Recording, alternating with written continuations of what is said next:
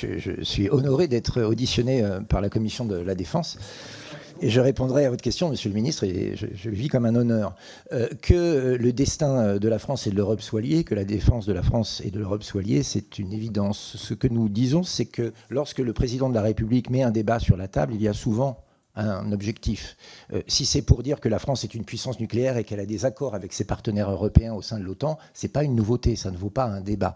Et donc si le président de la République, dans le contexte actuel, soulève ce débat, c'est qu'il a probablement une idée derrière la tête. Et je le dis une fois encore, pour savoir ce que pense le président de la République, il faut regarder ce que déclare son entourage. Et je vous ai fait 2 citations, en haut et en bas, de proches du président de la République, ça donne une indication. Et c'est pour ça que je me suis permis de vous interroger, parce que je dois vous le dire, je vous trouvais très silencieux ces derniers temps, Monsieur le Ministre, peut-être parce que vous vous qualifiez vous-même de gaulliste, peut-être parce que vous parlez plus souvent de souveraineté et de patriotisme que de mutualisation des moyens, et j'y voyais là, peut-être est-ce de la naïveté, un indice sur le fait que la vision du président de la République était peut-être plus fédéraliste que souveraine, plus politique que dans le sens de l'intérêt général, et qu'il voulait clairement dissoudre l'ensemble français dans un ensemble plus grand qui s'appellerait Union européenne. Et dans ce cas-là, pourquoi pas fusionner et mettre en commun les armées. Monsieur le ministre. Merci beaucoup. Bon, vous voyez déjà, vous commencez à battre en retraite. Il se trouve que le proche du président de la République en matière militaire, on pourrait estimer qu'il est devant vous, déjà, pour commencer, si vous acceptez, y compris constitutionnellement, cette réalité. Et que d'ailleurs, ceux qui sont là pour le contrôler, c'est vous. Donc au moins, le débat a lieu dans le bon endroit. La deuxième des choses, vous n'avez pas répondu à ma question. Est-ce que c'est pas une affaire que d'accord avec nos pays voisins, mais c'est un débat qu'on a eu avec messieurs Saint-Toul et Lachaud. Il n'y a pas d'accord.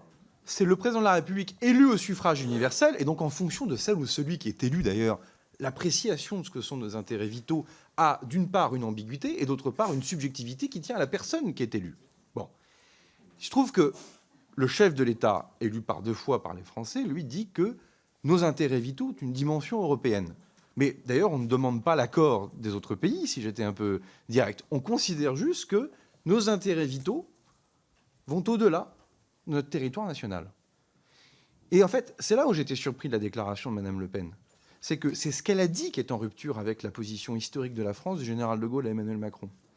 Le général de Gaulle, dans une instruction aux armées, considérait lui personnellement que ses intérêts vitaux commençaient dès lors que le Benelux ou l'Allemagne de l'Ouest pouvaient être attaqués.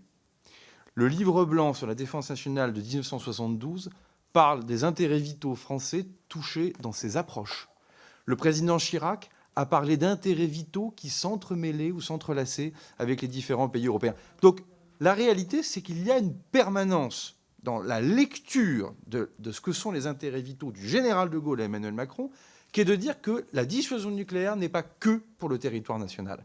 Et vous laissez entendre justement dans les déclarations que vous avez faites pendant cette campagne pour M. Bardella, qu'au fond, nous étions, en train de brader la dissuasion nucléaire en voulant la partager. Personne n'a parlé de partage.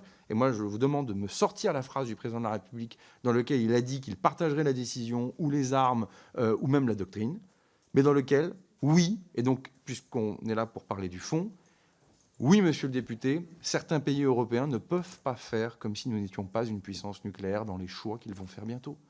Et je le dis dans des mots diplomatiquement choisis parce que nous sommes retransmis et que cette affaire est délicate.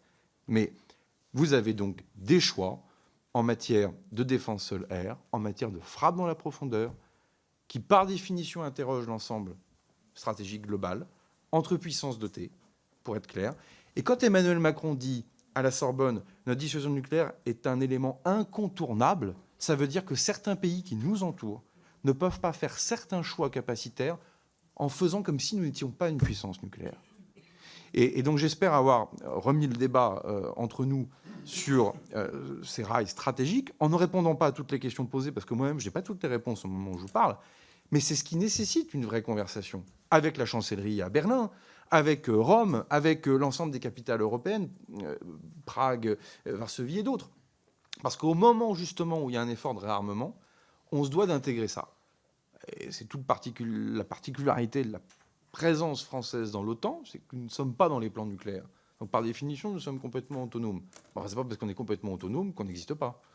Et c'est tout le schéma de débat, de discussion qu'il faut avoir avec les différentes capitales. Et d'ailleurs, moi, je forme le vœu que les parlementaires, Monsieur le Président, vous puissiez le faire avec vos homologues des capitales concernées, parce que vous avez des questions dans ces capitales au moment où je vous parle sur notre dissuasion nucléaire, avec des gens qui disent dans les médias, des gens qui aiment la France, d'ailleurs par ailleurs, on ne va pas les rabrouer, qui disent « mais s'il n'y avait plus le parapluie nucléaire américain, qu'est-ce qu'on va faire ?»